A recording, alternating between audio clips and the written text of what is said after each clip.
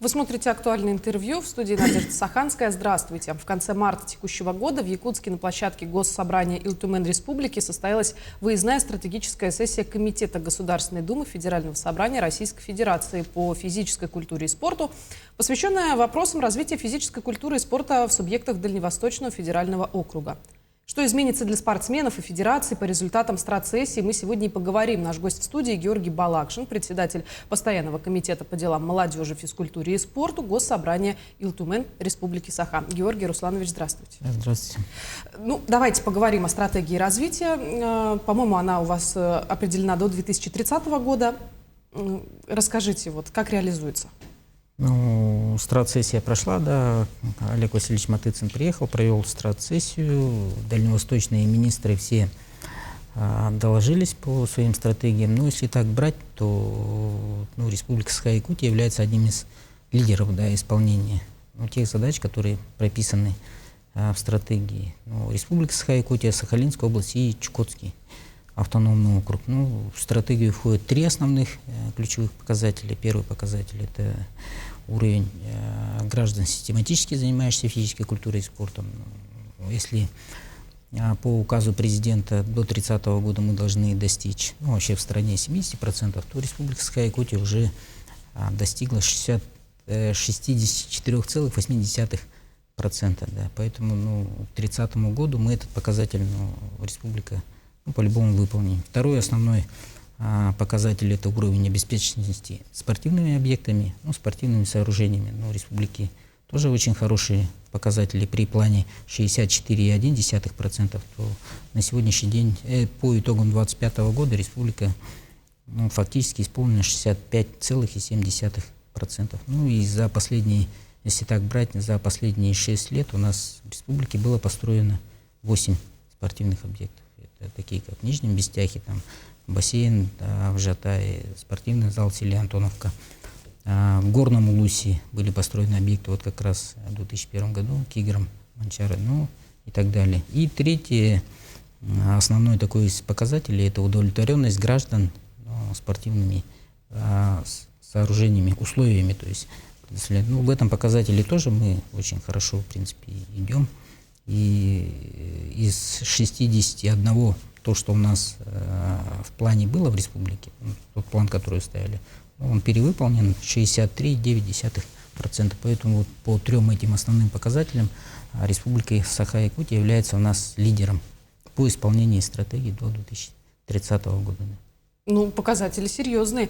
Но есть же законодательные инициативы Илтумена, которая предлагает дать Комитету национальных и неолимпийских видов спорта официальный статус субъекта. Почему это важно почти спустя 30 лет с момента его основания? Над этим вопросом, в принципе, мы работаем уже с начала нашего созыва 2003 года. Вообще значение национальных видов спорта резко выросло. То, что мы предлагаем, как раз федеральный закон, то, что касается 5 статьи, включение туда как субъекта Комитета национальных и неолимпийских видов спорта, он создан с 1999 года еще. Туда порядка входит 170 национальных и неолимпийских видов спорта и порядка где-то 100 федераций. Во Всероссийский реестр входит на последний момент 9 видов спорта. Всероссийский реестр входит 3 из которых наших. Республика Саха-Якутия является одним из лидеров в стране, который развивает национальные виды спорта. Поэтому сам Бог велел нам этим заниматься. Да. Но ведь это же не просто строчки, которые в законе поменяли. Это же напрямую коснется спортсменов и федераций. Что конкретно изменится? Конкретно изменится, кардинально все изменится. Получение комитетом официального статуса конституционного субъекта, во-первых, и позволит выстроить системную госполитику в этой сфере. Изменения такие, они очень существенные будут. Первое, это комитет получит государственную финансовую поддержку, что немаловажно, упростит порядок включения видов спорта во Всероссийский реестр, получение тех же спортивных званий, допустим, если по некоторым видам спорта, таким как хабалык, хамыска, стрельба из национального лука, сейчас можно получить спортивные звания только республиканские, как, к примеру, мастер спорта Республики Саха-Якутия. Если наши виды спорта благодаря этому войдут в реестр всероссийских видов спорта, то, соответственно, уже можно будет получать звание российского значения, такие как мастер спорта Российской Федерации, или там мастер спорта международного класса Российской Федерации, или заслуженный мастер спорта. Да. Мгм. Ну, давайте тогда поговорим, например, про масс-рестлинг, который далеко за пределы субъектов Российской Федерации вышел, представлен в 58 странах, включен в школьные программы Пакистана, Индии, Канады. Как получилось, что вот такой нехитрый якутский вид спорта вышел на мировой уровень?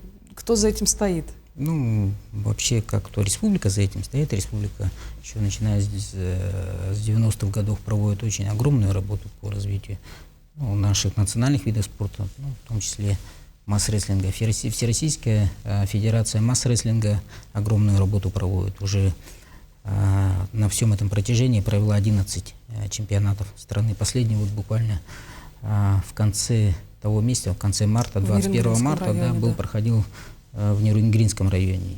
Международная федерация масс-рестлинга проводит огромную работу. Ну вот, как вы сказали, 58 стран объединяет, да. Ну, тем более наши национальные виды спорта, как масс-рестлинг, но они являются одним из самых массовых вообще в стране по количеству занимающихся. Если брать количество занимающихся в стране, то более 18 тысяч занимаются в нашей стране масс-рестлингом. Если брать в мире, ну, по оценкам Международной Федерации масс-рестлинга, более 33 тысяч человек занимается вообще в мире масс-рестлингом. Ну, еще раз повторюсь, 58 стран, да, которые входят в Международную Федерацию масс-рестлинга.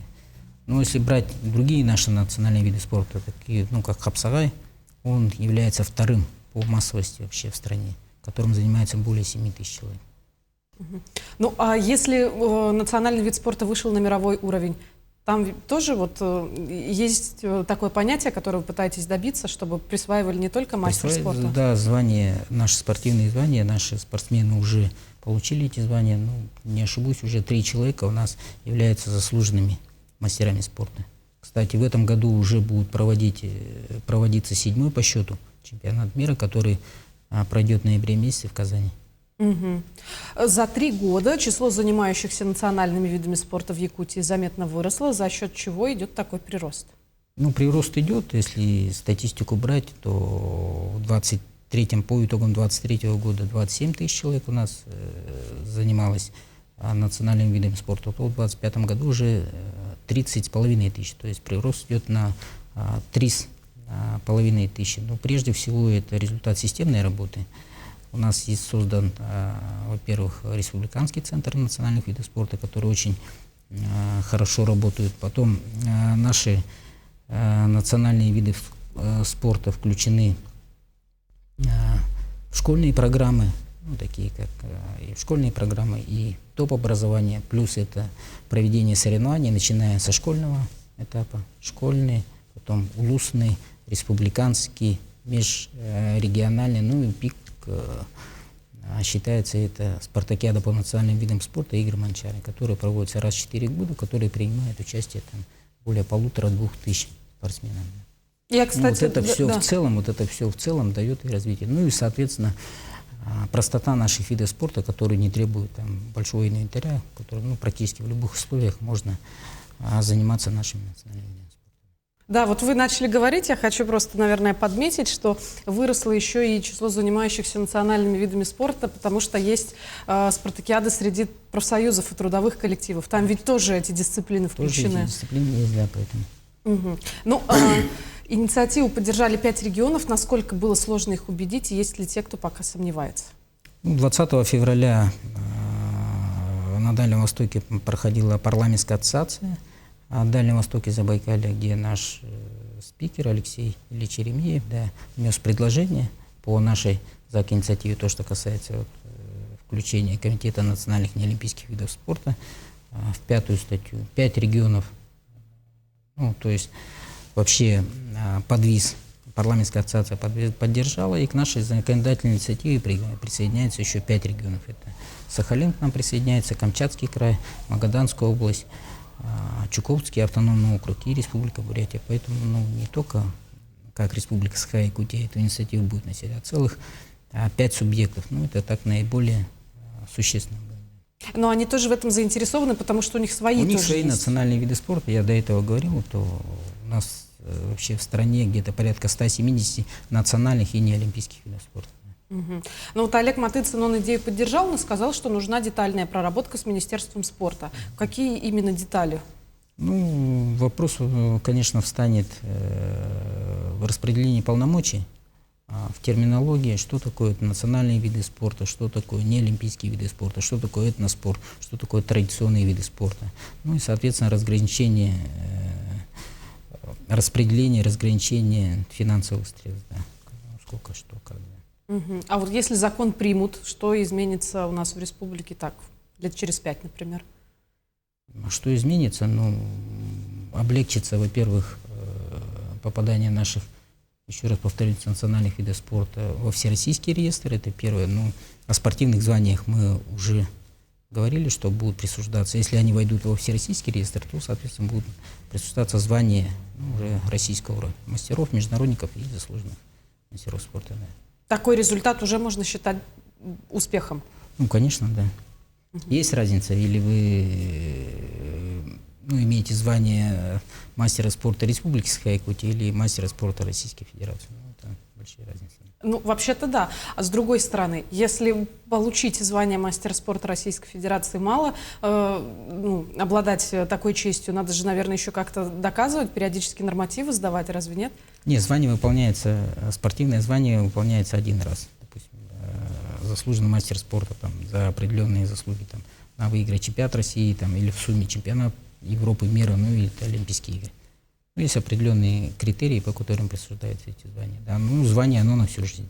Мгм. Ну, в таком случае можем надеяться, что о Якутии узнают еще больше, уже теперь с точки зрения национальных видов спорта. Ну, они и так нас и очень... так знают, да. О нас и так знают, да. Ну, это лишним не будет, еще дополнений ко всему нашим национальным видам спорта. Да. Мгм. Ну что ж, Георгий Русланович, большое спасибо, что пришли к нам сегодня. Хочется пожелать успехов и в реализации задуманного проекта. Возможно, все свершится. Спасибо. Приходите к нам еще. Напомню, вы смотрели актуальное интервью. До встречи в эфире.